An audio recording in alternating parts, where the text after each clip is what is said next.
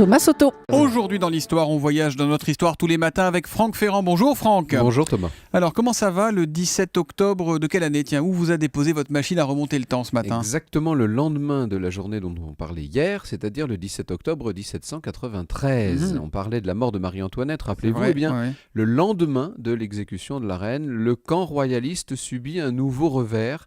Ce 17 octobre, les Vendéens de l'armée catholique et royale sont défaits dans le Maine-et-Loire, vaincus par les républicains qu'on appelle les Bleus. C'est ce qu'on appelait la guerre de Vendée, Franck. Exactement, les Bleus contre les Blancs. Le déclencheur de cette insurrection vendéenne, ça avait été, vous savez, la constitution civile du clergé, qui faisait des prêtres des fonctionnaires de l'État républicain. Il y en a beaucoup qui refusaient de prêter serment, bien entendu.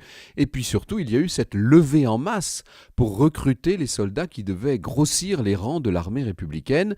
Les Vendéens, dans leur immense majorité, refusent. C'est qu'en ces temps-là, il n'y a pas de demi-mesure. Vous savez, on est soit avec la Révolution, soit contre. C'est bleu ou blanc et c'est donc Exactement. l'affrontement. Ah oui, c'est l'affrontement dans la région des Mauges notamment, du côté de Cholet, des émeutes de paysans d'abord qui vont dégénérer en guerre civile. Les villageois se cherchent des chefs pour mener la révolte. Vous savez, d'habitude, ce sont les chefs qui cherchent des troupes. Eh bien Oui. là, c'est l'inverse qui s'est passé. C'est d'ailleurs assez intéressant, ça. Ce seront Catlino, Bonchamp, Delbé, La Roche-Jacquelin, bref, tous les grands généraux vendéens. Des batailles sanglantes opposent les deux camps pendant toute l'année 1793. Et ce 17 octobre, donc, l'armée vendéenne, repliée à Beaupréau, marche en direction de Cholet, à une vingtaine de kilomètres de là. Cholet où se trouvent les républicains du général Kléber.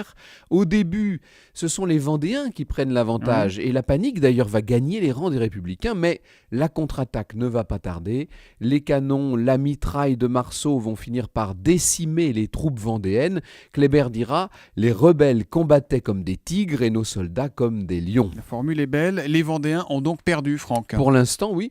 Alors, ils vont se replier dans la ville de Beaupréau, puis à Saint-Florent-le-Vieil pour traverser la Loire, relancer l'insurrection depuis la Bretagne.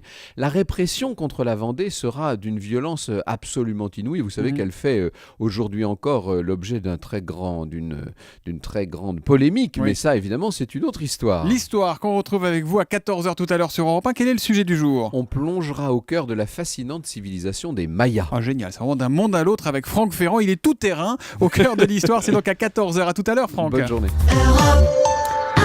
Thomas Soto.